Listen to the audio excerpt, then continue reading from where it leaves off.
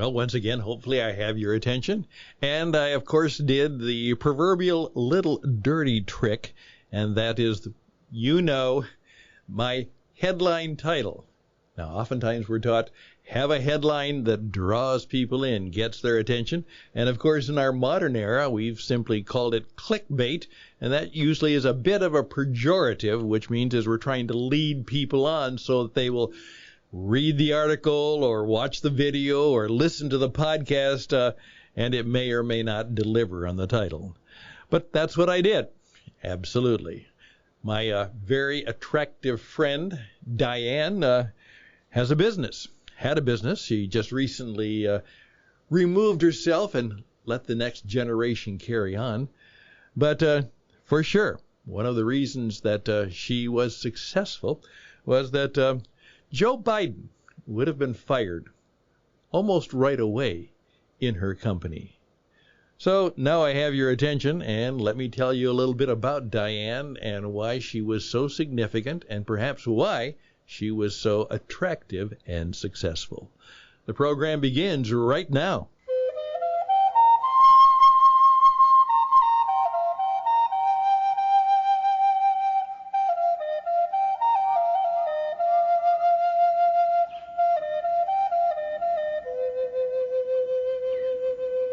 Well, Diane is not her real name. It is a pen name, a stage name.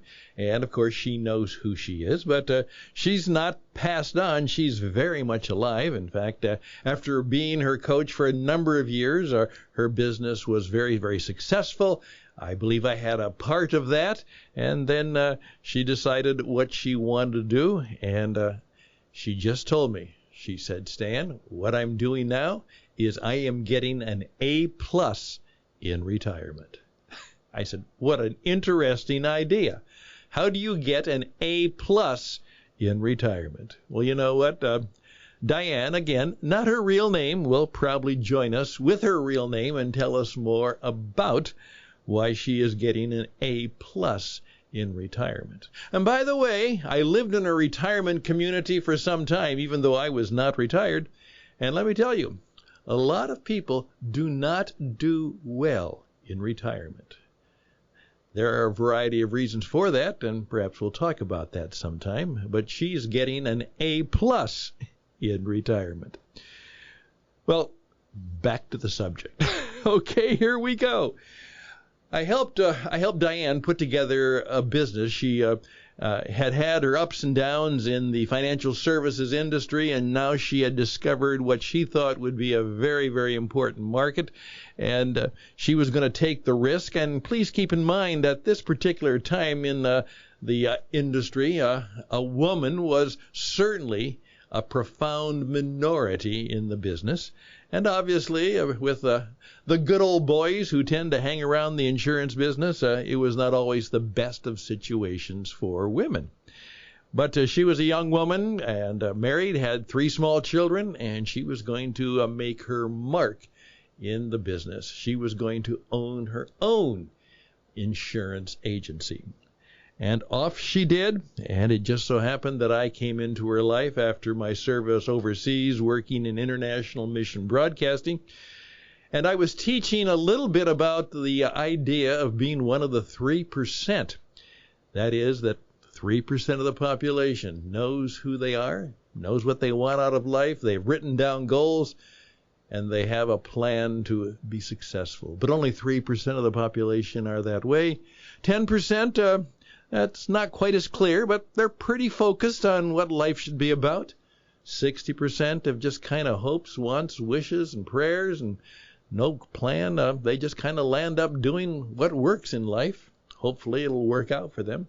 27% really don't have a clue. They barely deal with the day, and what happens, happens, and that's the way it is. Well, I gave that presentation as an encouragement for people to be one of the 3. Afterwards, she came up to me after the presentation and said, Stan, I want to be one of the 3. And she said, but I don't want to go to seminars. I hate seminars. And so would you just come to my office once or twice a month, at least once or twice a month, and I want you to teach me how to be one of the 3%. And then if it's working for me, I want you to teach my staff how to be one of the 3%. And so that's what we did. That's a long time ago. One of the things I asked her to do was when you start your business, don't get all into that mission statement right now. But based on who you are, and the company has your reputation, it has your style, it has your significance. It's all about you because people will buy you and your company because you're selling insurance. And everybody can buy insurance from anybody or nobody or even from a gecko on the online on the TV. That's right. Why should I buy it from you? Well, we sat down, and what I encouraged her to do is I said this, and I wrote it up. I said, this is what we value around here.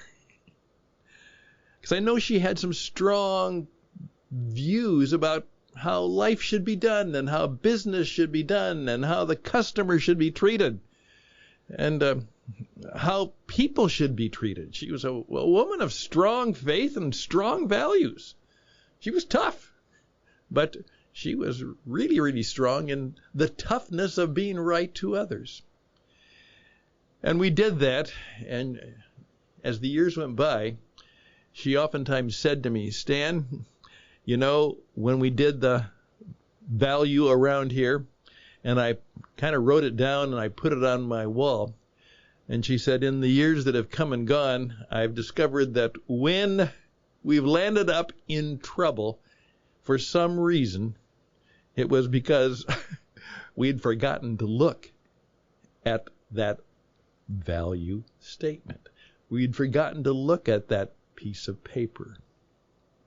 Well, again, let that idea interest you and sit on your head.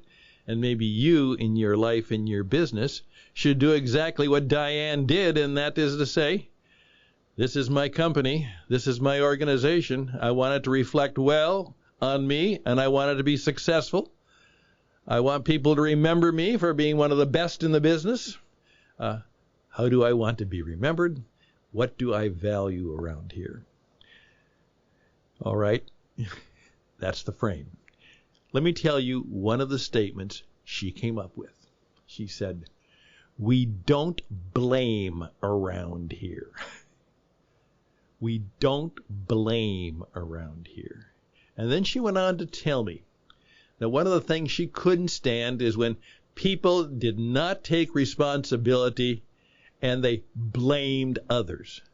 They blamed the company. They blamed the customer. They blamed their colleagues.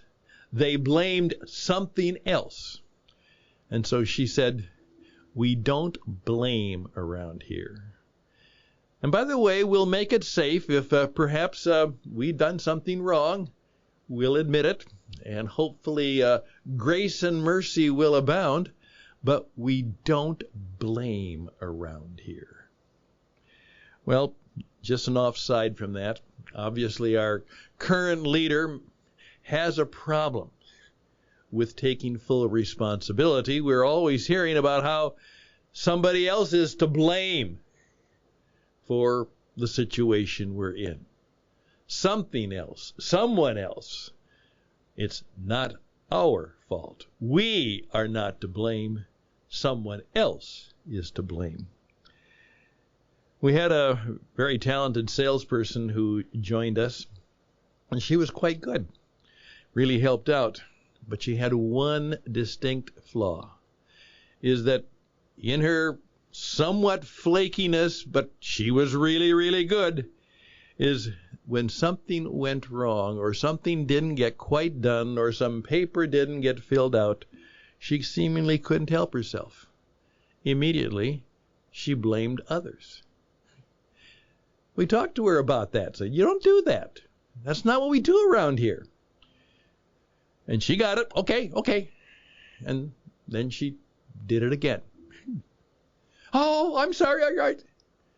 And she did it again. And on the fourth time, 4 strikes, and we let her go. You're fired. You can't do that around here. We don't blame others. Well, I just want you to think about that, but here's something else that made the company successful. Obviously, she dealt with vendors. She dealt with customers. She dealt with colleagues. She dealt with friendly competitors. All kinds of things. Something goes wrong. Something goes wrong in every business. But then she also said, and we take the hit. That's right. If something got messed up and somebody has to pay the price, we'll be the first one to take the hit. Now, we won't accept the blame for something we didn't do, but when things happened and there's a dispute, we'll do our best. We'll take the hit. And I remember there were times when even though they could have fought a good fight about it, they might have even sued about it, she simply said, we'll settle. We'll take the hit. We'll take the hit. So, I just want to tell you, we've been talking about people we admire. She's a good friend as well as a former client because, like she said, I really don't need you anymore, but I still find you a little bit inspiring, so I like to talk to you. But the point is that in building her business and building a reputation, what do we value around here? And we don't blame around here. And we take the hit. Just let that sit on your head for a while, perhaps stir your mind, sink to your heart and touch your heart. And that interesting idea could be one of your keys to success. So think about it. We'll be right back.